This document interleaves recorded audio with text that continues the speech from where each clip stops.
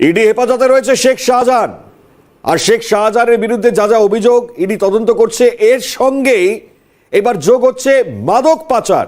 হ্যাঁ, মাদক পাচার করে ইন্টারন্যাশনালি একের পর এক যে টাকা কামাই সেটা হয়েছে। এবং একই সঙ্গে দাঁড়িয়ে এই শরীফুল মোল্লা, তদন্তে যার নাম উঠে আসছে, এই শরীফুল মোল্লার ভাই, তাকে কলকাতা বিমানবন্দর থেকে একবার পাকড়াও করা হয়েছিল, যাকে ডান হাত বলে পরিচয় এই শেখ শাহজাহানের। তারপর থেকেই প্রশ্ন অনেক গুরুতর হয়। এই মুহূর্তে দাঁড়িয়ে সিএন এই শরীফুল মোল্লার বাড়ির খোঁজ করে এবং একে একে যে তথ্য সেগুলো একটা করবার প্রচেষ্টা সেগুলো শুরু হয়েছে। তদন্তে এই শরীফুল মোল্লা, যার নাম উঠে এসছে মাদক পাচারে এই শাহজাহানের যোগ কিভাবে, আরো একটু বিস্তারিত আপনাদেরকে জানাবার চেষ্টা করব। আমাদের সঙ্গে মফিজুল রয়েছেন, আমাদের প্রতিনিধি, সরাসরি চলে যাওয়ার চেষ্টা করি। মফিজুল, মানে এর ভাই তো আগেও নাম জড়িয়েছিল মাদক পাচারের সঙ্গে, এবং তারপর গোটা পরিস্থিতি কোন জায়গায় যায়?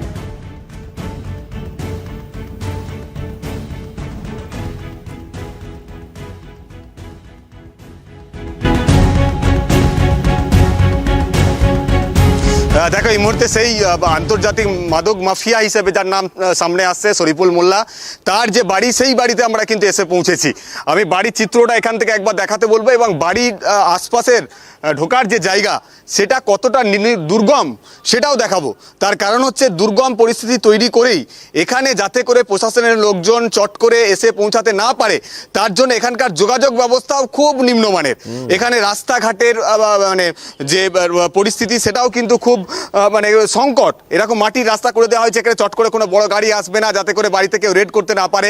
এরকম একটা দুর্গম পরিস্থিতির মধ্যে একটা বাড়ি, সেখানে ঘুপচি বাড়ি, অ্যাডভেস্টার্সের এই বাড়ি, সেই বাড়িতে শরীফুল মোল্লা কিন্তু এখান থেকে এই মাদক পাচারের সঙ্গে যুক্ত ছিলেন, এবং এখান থেকেই শাহজাহান শেখের হয়ে আন্তর্জাতিক স্তরে মাদক পাচারের সঙ্গে যুক্ত ছিলেন এই শরীফুল মোল্লা, এমনটাই কিন্তু সামনে এসেছে। স্থানীয় মানুষজন কয়েকজন রয়েছে, তাদের সঙ্গে কথা বলে নিয়ে আমি তারপরে ভেতরে যাব। এই যে শরীফুল মোল্লা, এটা শরীফুল মোল্লার বাড়ি তো? হ্যাঁ, এটা শরীফুল মোল্লার বাড়ি। আচ্ছা, ও কি আন্তর্জাতিক মাদক পাচারের সঙ্গে যুক্ত, মাদক মাফিয়া এটা বলা হচ্ছে, এগুলো শুনেছো তোমরা? হ্যাঁ, আমি তো যথারীতি নিউজ আমি পেয়েছি এরকম কেস কিছু। এর আগে কি শুনেছিলে যে ও এইসব ব্যবসার সঙ্গে যুক্ত? হ্যাঁ, এর আগে খবর পাইনি আমরা, তবে ভাইরাল হওয়ার পরেই শুনেছি যে আমরা এখানে এরকম মাদক পাচার হতো, ঠিক আছে, এখান থেকেই সব কিছু হতো। আচ্ছা, ওই লোকটাকে দেখেছো শরীফুল মোল্লা? না, ওই লোকটাকে দেখিনি, আর শুনেছি। আচ্ছা, ও না থেকেই কি এখান থেকে করতো? না, শরীফুল মোল্লাকে চিনি এবং ও এখানেই থাকতো, ঠিক আছে। হ্যাঁ, আচ্ছা, কি ধরনের এই মাদক ব্যবসা এখান থেকে হতো বলে জানতেন? ওই এমনি শুনেছিলাম ড্রাগস ব্যবসা করতো, এইটুকুনি। ড্রাগ ব্যবসা করতো। এই যে এখন যে বলা হচ্ছে শাহজাহানের হয়ে এই কাজটা করতো, তাহলে এখন শুনে মনে হচ্ছে না এটা বড় বড় একটা ব্যাপার ছিল? এটা তো অবশ্যই ছিল না, শাহজাহানের সাথে যুক্ত ছিল। এখানের মধ্যে অনেকই লোকই যুক্ত আছে। মানে এখানে তাহলে অনেক লোক যাতায়াত করতো, শরীফুলের সঙ্গে অনেক লোকও যুক্ত আছে? অবশ্যই এখানে প্রচুর লোকজন যাতায়াত করতো? হ্যাঁ, লোকজন তো যাতায়াত করতো। দেখো, আমি যদি এখানে বিজনেস করি তখন তো লোক যাতায়াত করবেই, ঠিক আছে। বলে এইখান থেকেই পুরো কারবার? ফেসবুকেই এই নিউজটা পাই, তারপরে আপনারা পরে খবর পান যাবতীয় কারবার এখান থেকেই হতো? হ্যাঁ, যাবতীয় কারবার এখান থেকেই হতো। ফলে যাবতীয় কারবার এই বাড়ি থেকেই হতো। স্থানীয় মানুষজন তারা কিন্তু বলছেন, আমি একবার একেবারে তার বাড়িতে প্রবেশ করবো মণিময়, যে বাড়িতে শরীফুল মোল্লা থাকতো এবং সেখানে তার পরিবারের সদস্যরা রয়েছেন। এই সেই বাড়ি, একেবারে যে বেড়ার যে সেই বাড়ি কিন্তু তার রয়েছে, এবং সেখানে দেখো এই যে বাড়িটা, এই বাড়িতেই কিন্তু শরীফুল মোল্লা তিনি কিন্তু থাকতেন। আপাততভাবে বাড়িতে কিন্তু তার পরিবারের কোনো সদস্য নেই, আমরা দেখতে পাচ্ছি এইভাবেই কিন্তু তার বাড়ি খোলা রয়েছে, এবং সেখানে এই বাড়ি থেকেই নাকি যাবতীয় এই কর্মকাণ্ড, এই আন্তর্জাতিক স্তরে যে মাদক পাচারের যে কারবার সেটা কিন্তু তিনি চালাতেন, এমনটাই কিন্তু ইতিমধ্যেই সামনে আসছে। শরীফুল কোথায়? এলাকার মানুষজন কি দেখতে পাচ্ছেন না তাকে? বেশি সময় ধরে তাকে কিন্তু আর বাড়িতে দেখা যাচ্ছে না, এলাকায় দেখা যাচ্ছে না। স্থানীয় মানুষজন তারা বলছেন তিনি দেশ ছেড়ে, আপাততভাবে তিনি এই দেশে রয়েছেন কিনা সেটা নিয়েই কিন্তু সন্দেহ রয়েছে। অনেকে বলছেন যে তিনি ইতিমধ্যেই দেশ ছেড়ে পালিয়েছেন, অর্থাৎ তিনি বিদেশে চলে গিয়েছেন, এমনটাই কিন্তু অনেকে ধারণা করছেন। সেক্ষেত্রে তিনি বাংলাদেশ চলে যেতে পারেন, এমনটাই কিন্তু অনেকে মনে করছেন। তার কারণ হচ্ছে তার এই ব্যবসা, তার এই কর্মকাণ্ড আন্তর্জাতিক স্তরে কিন্তু বিস্তৃত ছিল। শুধু বাংলাদেশ নয়, আফগানিস্তানেও কিন্তু এই ধরনের মাদক পাচার করা হতো, এমনটাও কিন্তু সামনে এসছে। আমি আর পরিবারের যারা সদস্য রয়েছেন তাদের সঙ্গে একটু কথা বলার চেষ্টা করব। এখানে তার মা রয়েছেন এবং তার ভাইয়ের যে স্ত্রী তারাও কিন্তু রয়েছেন, তাদের সঙ্গেও কিন্তু একটু কথা বলার চেষ্টা করব যে শরীফুল মোল্লা যেভাবে এখানে আন্তর্জাতিক পাচার মাদক পাচারের সঙ্গে যুক্ত ছিলেন তাদের বিষয়টি নিয়ে তারাই বা কতটা ওয়াকিবহল সেটা জানবো। বয়স্ক মানুষ, অসুস্থ, তবুও আপনার কাছে একটু জানতে চাইছি, আপনার শরীফুল মোল্লা কি বড় ছেলে? মেজো ছেলে। ও কি করতো? বলতে পারবো না বাবা, বলতে পারবো না। আমি অসুস্থ থাকি সবসময় হসপিটাল, এখান সেখান করে থাকি। আমার দেখার জন্য আসতো এই করতো, আমি কিছু বলতে পারিনি বাবা। ওই শেখ শাহজাহানের কথা বলতে আমি তার নজরে কিরম দেখি না, শুনেছি নাম শেখ শাহজাহান এই পর্যন্ত বাবা। ছেলের মুখেও শুনেছেন শেখ শাহজাহানের নাম? না, কোনোদিন শুনিনি বাবা। ছেলে কি সেখানে যেত?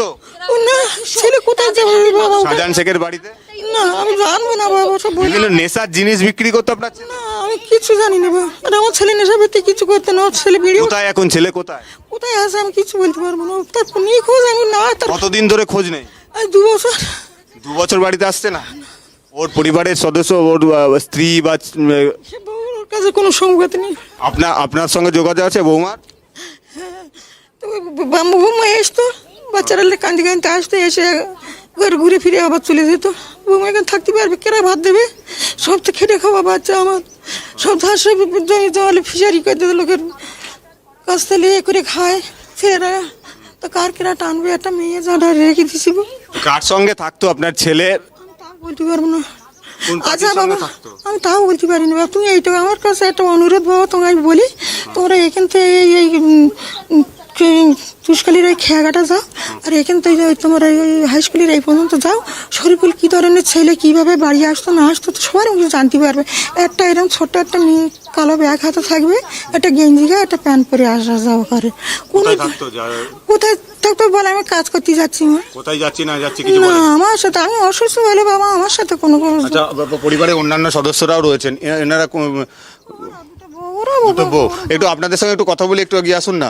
বলছি যে উনি কি আপনাদের আপনার বড় না ছোট? বড়। হ্যাঁ? সেক্ষেত্রে আপনার এই যে মানে উনি দেওর হচ্ছে আপনার নাকি? ভাসুর। কোথায় রয়েছে কিছু জানতে পারছেন? না হ্যাঁ, না আমরা জানতে জানি পারছেন না? আচ্ছা, এই যে বলা হচ্ছে আপনার ভাসুর এরকম মাদক পাচার বা নিশার যে জিনিসগুলো বিক্রি করতো সেগুলো আপনারা জানতে পারেননি? না, কিছু বলতে না, কায়ে বলছে কায়ে যেত, কলকাতা কি কাজ করতে না করতে কি করে জানবো? আচ্ছা, আমাদের বলতে না, যে যার সংসার আলাদা, আমরা জিজ্ঞাসা করতেও না কোনোদিন। জিজ্ঞাসা করতেন না? কথাবার্তা বলতেন?